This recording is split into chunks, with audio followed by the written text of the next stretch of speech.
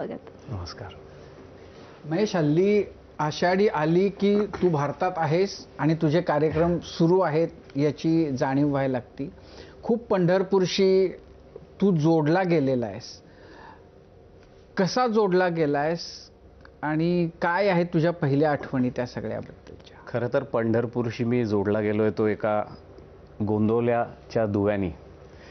मला आठवतं तेव्हापासनं माझ्या घरचे एक फिरती आरती महाराजांची पुण्यामध्ये आहे. म्हणजे प्रत्येक भक्ताकडे दर रविवारी.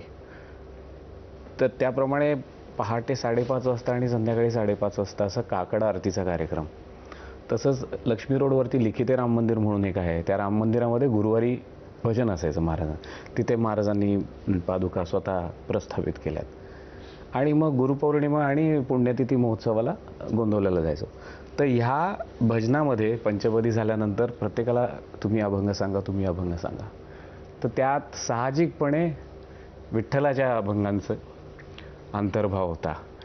त्यामुळे माझी विठ्ठलाची ओळख रामाने करून दिली असं म्हणायला हरकत नाही. फार अभिमान वाटतो की माझा जन्म अशा ठिकाणी झाला जिथे इतकी प्रगल्भ अशी संत परंपरा आहे.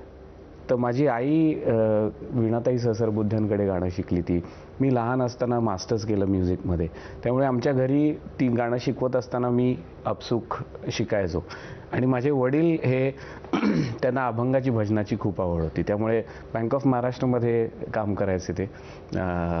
आणि दरवेळेला बाहेरच असायचे बरेच वेळा. म्हणजे मी वाढत असताना 12-15 वर्ष बाबा मुक्कामाला बाहेर असायचे. मुंबईत होते, अमरावतीत होते, नागपूरमध्ये होते, बनारसला होते, खूप ठिकाणी होते.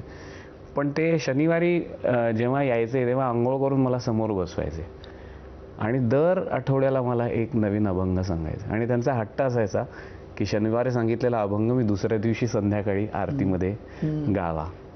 त्यामुळे विठ्ठल हा अभ्यास करण्याचा विषय लहानपणी असल्यानंतर त्याचं रूपांतर कधी एक सहवासाचं झालं हे मला कळत तुला नाही. आठवतं पहिला शिकवलेला म्हणजे तुला कुठला अभंग आठवतो? आठवतो ना,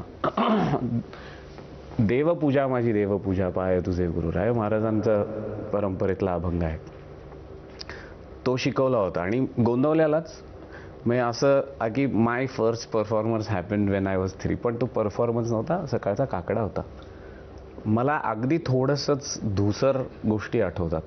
एक तर कडाक्याची थंडी होती, त्यात मला आंघोळ घातली बाबांनी, खूप थंडी वाजली. त्याच्यानंतर चांगला एक पांढरा किंवा कुठला श्वेत जवळ जाणारा कुडता होता.